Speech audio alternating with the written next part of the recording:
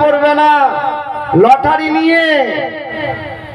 একজন বুড়া মানুষ 80 বছর বয়স, ও বলছে আল্লাহ লটারি কাটা তো হারাম জানি গো আল্লাহ, খুব কষ্ট করে আল্লাহ সংসার চলে, এক দাগ যদি লেগে যায় আল্লাহ জীবনে কোনোদিন নামাজ ছাড়বো না, একটা দাগ তুমি লাগিয়ে দাও।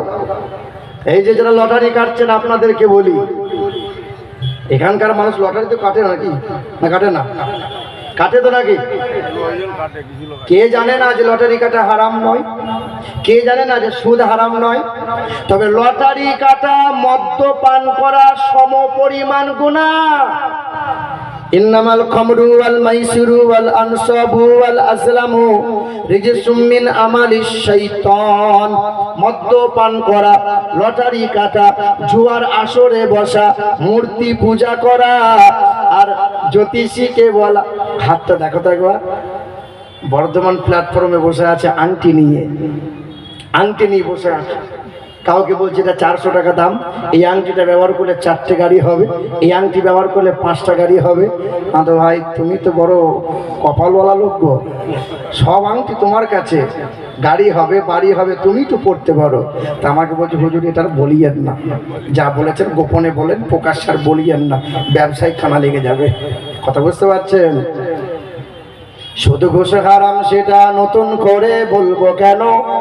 শুধু ঘুষ হালাল তো নয় ভালো করে তুমিও জানো। শুধু ঘুষ হারাম সেটা নতুন করে বলবো কেন? শুধু ঘুষ হালাল তো নয় ভালো করে তুমিও জানো। সুদে টাকায় আজকে তুমি করছো বাড়ি, করছো ঘর, কি জবাব দেবে সেদিন যাবে যেদিন কবর ঘর। থাকতে সময় হও হুঁশিয়ার, থাকতে সময় হও হুঁশিয়ার, রবের হুকুম তুমিও মানো। শুধু ঘুষ হালাল তো নয় ভালো করে তুমিও জানো। নামাজ ফরজ সেটা নতুন করে বলবো কেন? নামাজ দিনের খুঁটি ভালো করে তুমিও জানো। আজান বলে কেন তুমি চায়ের ঘরে থাকো বসে?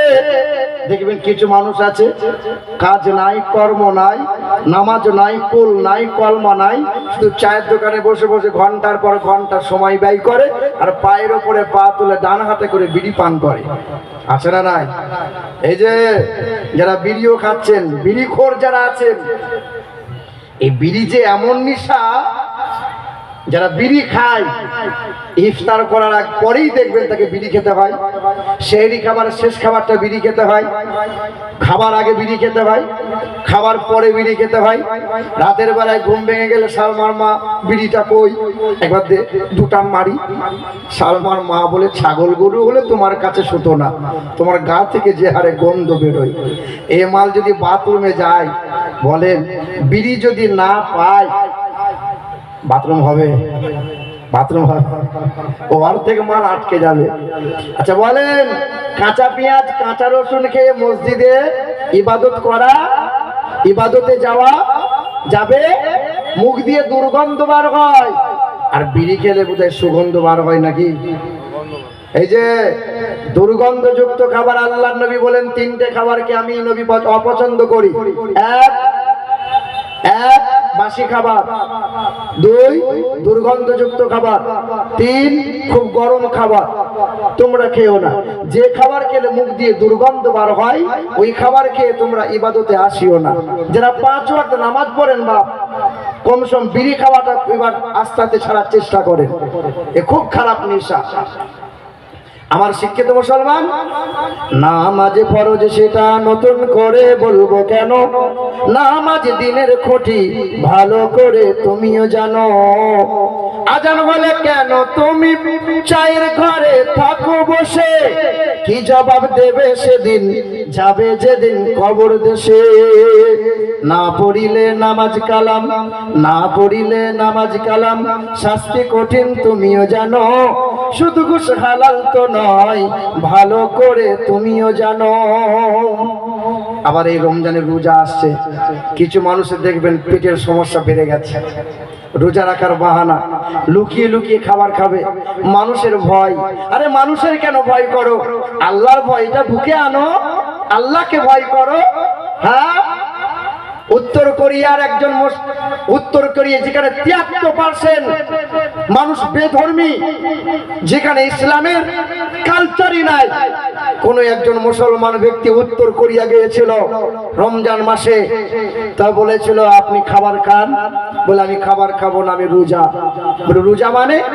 রোজা মানে সকালের সূর্য উদয়ের 1 ঘন্টা পূর্ব হইতে সূর্য অস্ত পর্যন্ত পানাহার করা থেকে, খাওয়া থেকে, বিভিন্ন নোংরাম কাজ থেকে বিরত থাকার নাম হলো রোজা। আমি রোজা আছি। রোজা মানে উপোস নয়, শুধু না খেয়ে থাকার নাম রোজা নয়।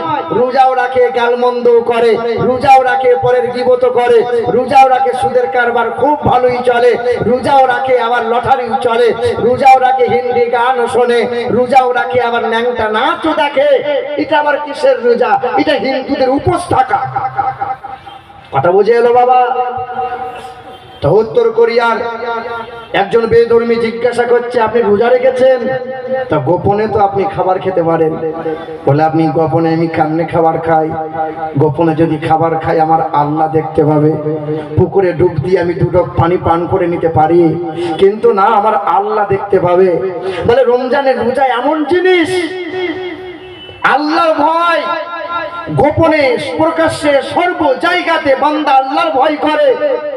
যেখানে আল্লাহর ভয় আছে সেখানে তো অশান্তি থাকতে পারে না, সেখানে দুর্নীতি হতে পারে না। যেখানে আল্লাহর ভয় আছে অত্যাচার হতে পারে, অনাচার হতে পারে না। যারা আল্লাহকে একমাত্র ভয় করে সেই পুকুরে ডুব দিয়ে হোক, ঘর বন্ধ করে হোক, বান্দা